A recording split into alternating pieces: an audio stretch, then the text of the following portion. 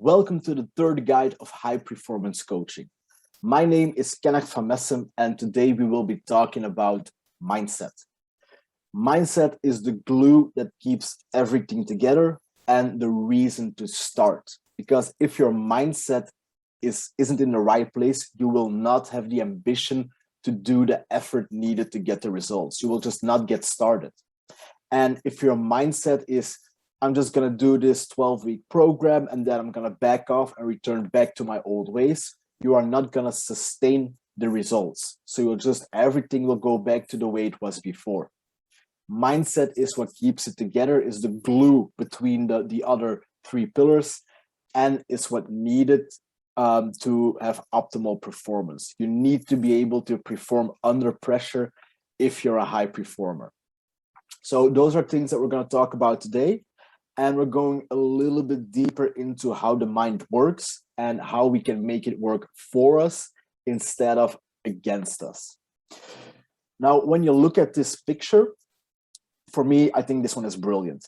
Because right now, you might think this is a one-way conversation. You might think, okay, Kenneth is talking, I'm here to listen, that's all that's happening. But that's not true. Because I know in your mind, you are also having at least one other conversation. And that conversation is, oh, I agree with this. I disagree with this. I don't like that he said this. His accent sounds weird. And maybe there are other stuff going on. Like maybe you're looking at the room behind me. Oh, what's on that blackboard? His hair kind of looks weird. There's all other stuff going on inside your brain. And to be a high performer, you have to be able to go narrow. We have to be able to focus. We have to get rid of those conversations, or at least ignore the conversations that don't add value to what we're doing. If I was thinking right now, oh, I hope the background is okay, I hope they like what I have to say, my focus would be totally off and the message would get lost. So you won't be able to get value out of this. So my sole focus is adding value to your life. And that's what I'm trying to do here. So I try to ignore all the other conversations that are going on in my head. And I request you do the same. Very hard to do, but in this presentation, I'll give you some clues. I'll give you some know-how on how we can get started on that. So let's dive in. When we look at our mindset, there is a primary factor and the most primal part of our brain that drives almost everything that we do. And that's the reptile brain. It's the most primitive brain that we have, and it's responsible for three things. First of all, it wants to protect us from danger, from physical harm. And that is a good thing. Yeah, if there's a predator, we need to get away. You know the fight, flight, freeze effect? That's the reptile brain. So if there's a predator, we got to go away. But it's also that little voice in your head that says, maybe you should drive a little bit slower. Oh man, it's raining really hard. Maybe we should get the windshield going. Or you're walking around in a kind of creepy neighborhood and you think, I might have to do a small detour. That's that voice that's going to protect you from danger. And that's a good thing. It wants to keep you safe. It wants to escort you safely towards your grave, you might say. So without it, we would die and nothing would happen. So very, very good function. The second function is also really useful. It's gonna automate our vital processes or our vital functions.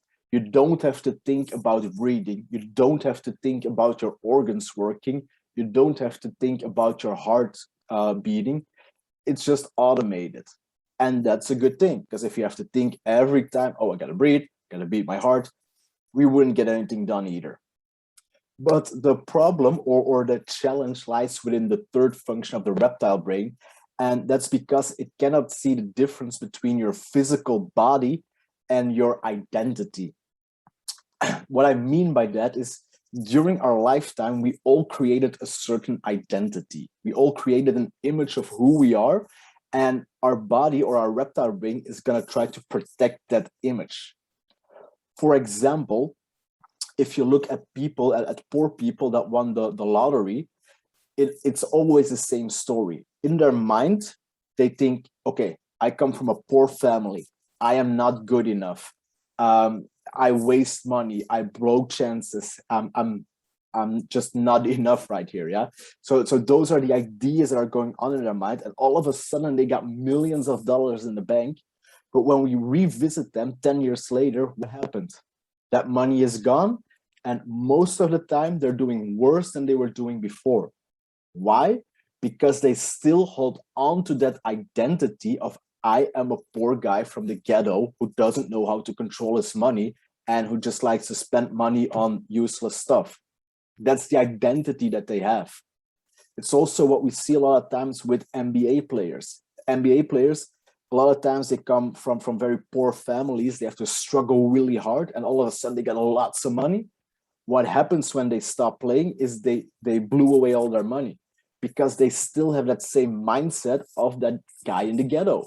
It doesn't work. It doesn't match. So they blow everything that they have. So just to fit their reality to their identity. And that's very, very hard to change. But if you do it, it can also work for you. For example, we're going to stick with the NBA. Everybody probably knows LeBron James. I remember when there was an interview of him and he was on vacation. And the reporter asked, how many times a week do you train? And he said, I have to train every day. If I don't get out of bed, my day is terrible. I feel terrible. I'm not happy. I can't enjoy the time with my family. It just makes me a different person.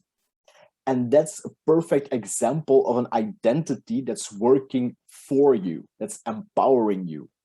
Why? In his mind, he is the greatest basketball player of all time. If you ask me, I would say Jordan, but in his mind, he is the greatest basketball player of all time. And to do that, to be that, he has to train every day. It's just part of his DNA. It's part of who he is. If he doesn't live up to that, it's going to be a disadvantage. It's going to work against him. So he makes sure that doesn't happen, and he lives up to his own identity. So this is, in a nutshell, the inner stance that we're talking about. It's something that I work with all my clients on a personal level because it takes so much explanation. It takes so much work to really get this going. But hopefully this scrapes the top of everything, and you can already take some small steps with it. You can also get some small wins and create some momentum. What you want to know, or what's crucial to know, is that the reptile brain and the emotional part of your brain are responsible for 95% of your actions. For what you say, what you do, how you behave, it's all driven by those two parts of your brain. Only 5% responds to logic. So if we know that, it's very important that we become aware of it. If we become aware of it, only then can we change it. And that's where our 4 levels of high performance will come into place as well. So when we go to the next slide, the first one, as you can see, is awareness. We need to be aware of the thoughts that are entering our head, and we need to be aware what kind of thoughts that these are. Because you have thoughts that can empower you, and you have thoughts that can disempower you. And what we want, if you're looking for high performance, we want only empowering thoughts, thoughts that make us faster, stronger, better, smarter, richer, whatever.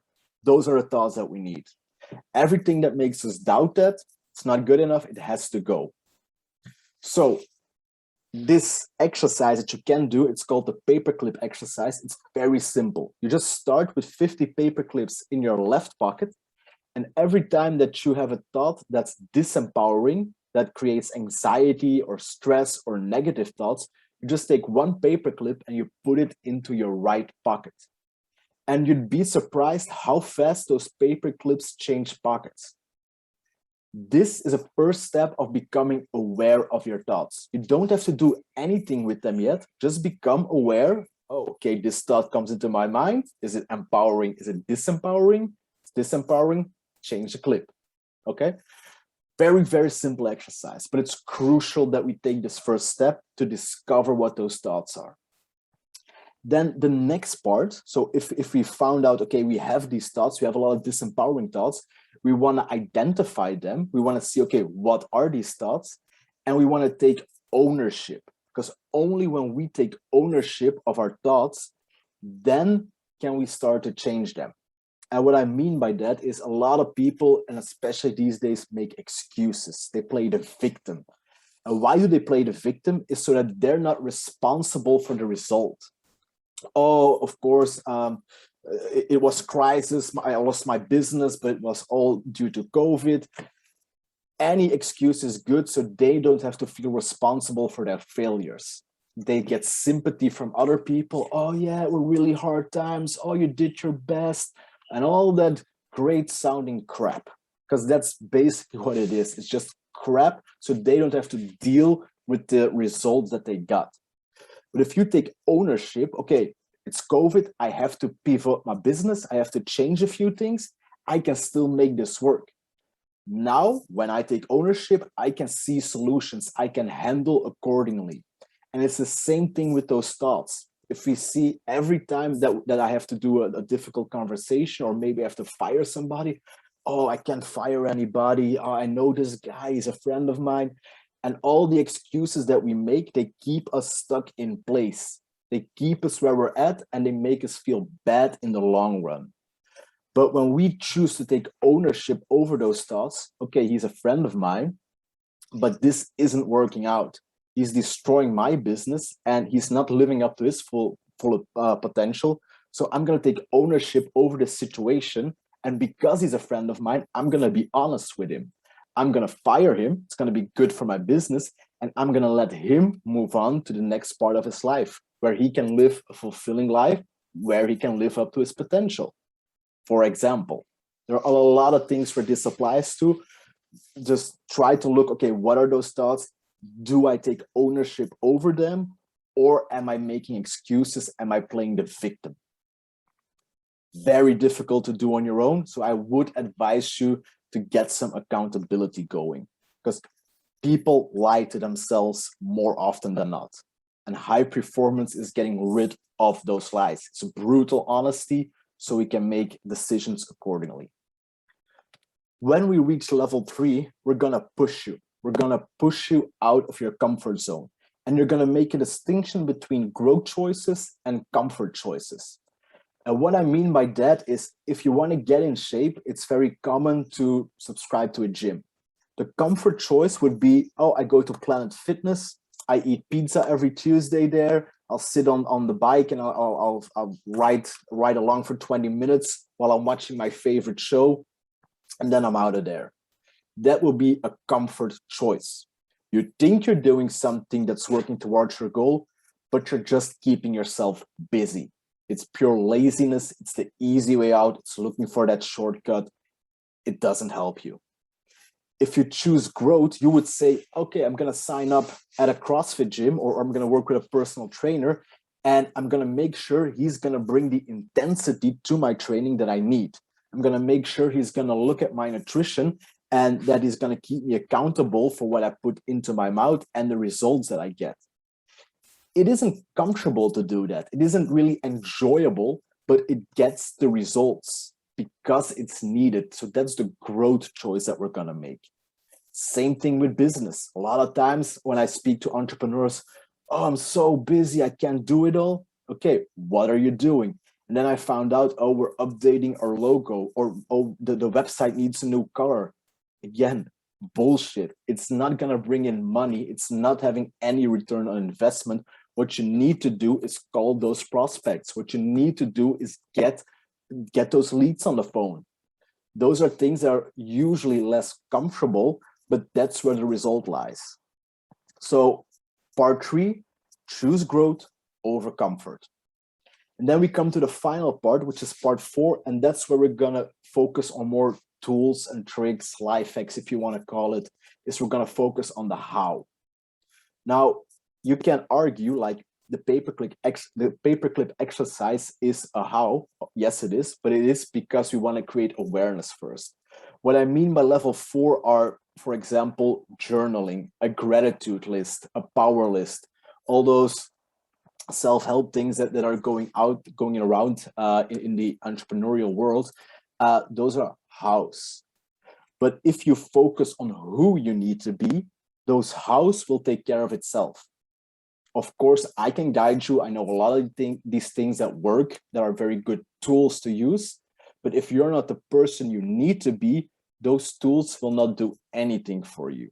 So we need to focus on 1, 2, and 3 before we can get to level 4. That being said, first question, and you already know how this is going to go because it's always the same template. Where are you right now? 1, do you notice your self-talk? And 2, is it empowering or is it disempowering? Does it add value to my life or does it add stress and anxiety to my life? So become aware of what your thoughts are. And from there on, we can start making changes. Like I said at the last part of the previous slide, it's not how, but it's who you are that matters. It's not how you do it, it's who you are when you are doing it. And this is very close to the part that's written down here. Most people think, oh, if I have a lot of money, I can start my business and I can be this successful entrepreneur. But when we look at real high performers, at people that reach success, it's a different kind of game.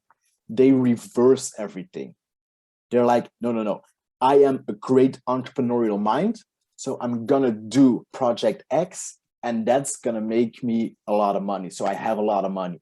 So they come from the point where they already got it, where they already are the person that they need to be. And it's who that they are when they are doing it that are getting them the results that they want. So it's a very, very big distinction between those two. And then the last part of our mindset is this will require constant reflection. You can't do this for a week and then back off. You need to be aware of your patterns and you need to revisit them often. Because like you know, it's very simple to fall off the wagon. For example, most of you probably have stepped foot in a gym or did a diet and it went really, really well for a couple of months. And then maybe you got sick and everything went to hell. Everything was back like the way it was before or even worse. So you need to reflect often and make adjustments often. That being said, we're gonna make this happen. So my request to you is do the paperclip exercise. Just start with it, see how it goes, see what the thoughts are that pop into your head, and make adjustments from there. Also, one more thing that I would like to advise you to do is just keep a journal. Make sure you plan your day and you plan the day ahead. It will empty so much space and it will relieve you from so much stress. This is the how, of course. It will relieve you of so much stress. It just makes everything more clear. And then the last part, the last tip I can give you is reverse engineering. Like I said, high performance, they start with the end goal and they work towards the beginning. That's why I also put this picture of this beautiful mountain here. There is a road to the top, but when you're at the bottom of the mountain, it's very hard to see that road to the top. You'll make a lot of errors. You might have a wrong turn or 2 or 3. You might get injured. You might run into some obstacles. But when you're on the top and you're looking down, it's so much easier to see the route that you need to take or that you have taken. So it just creates so much more clarity and it makes it a lot more easier to go up and down that mountain again. So always start with the end goal in mind and work your way back from there. If you have questions about this, please, again, feel free to comment below, send me a DM. I will help you where I can. And for example, for the part that we need to do is do the paperclip exercise. Let me know in the comments how it went. Good luck.